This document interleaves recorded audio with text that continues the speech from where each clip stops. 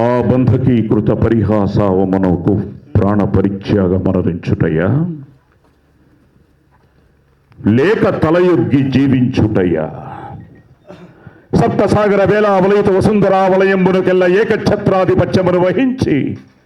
అప్రతీప ప్రతాపమున చండశాసనై జీవించినటువంటి నాకు